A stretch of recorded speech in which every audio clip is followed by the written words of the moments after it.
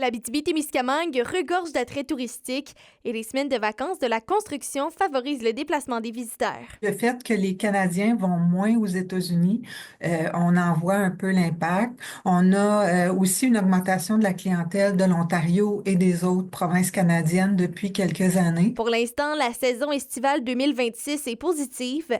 Le Parc national des Guebels, le Parc national d'Opimican, le refuge Pajot et la Cité de l'Or enregistrent tous un bon achalandage depuis le début de l'été. C'est sûr que ce temps-ci de l'année, c'est notre période la plus achalandée. Donc, on est content d'avoir notre parc plein puis de cohabiter avec la nature comme ça se passe assez bien. Cette année, c'est une très bonne saison pour nous, puis il y a beaucoup de visiteurs qui viennent.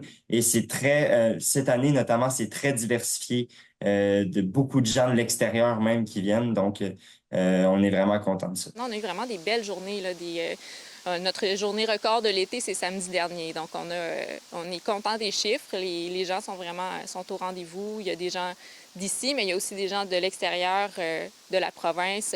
C'est pas juste régional. On a des gens qui viennent d'ailleurs en province de l'Ontario ou même des États-Unis. Là. Pour Tourisme Val-d'Or, cette hausse de l'achalandage témoigne de l'intérêt grandissant des visiteurs pour la région. La clientèle au niveau du tourisme d'agrément pour l'Abitibi-Témiscamingue, c'est beaucoup les parents et amis. Donc, des gens qui viennent visiter des connaissances qu'ils ont déjà dans la région.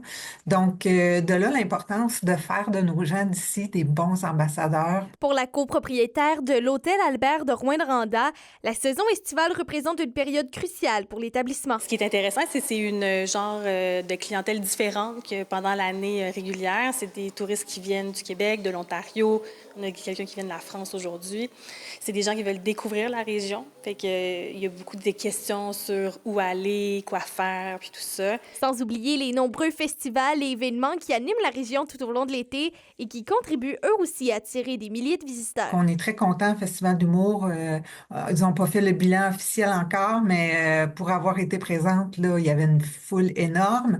Même chose pour le Frima. Parce que c'est Ossico en lumière. Fait que Ossico en lumière, on est toujours booké à 100% là, à la fin de la semaine. Là. Fait qu'il reste il reste de la place encore, mais habituellement, le vendredi, samedi, là, on est pas mal plein. Là. Les vacances de la construction devraient d'ailleurs permettre à cette bonne lancée de se poursuivre au cours des prochaines semaines. Roxane Caillouette, RNC Nouvelles, Rouyn-Noranda.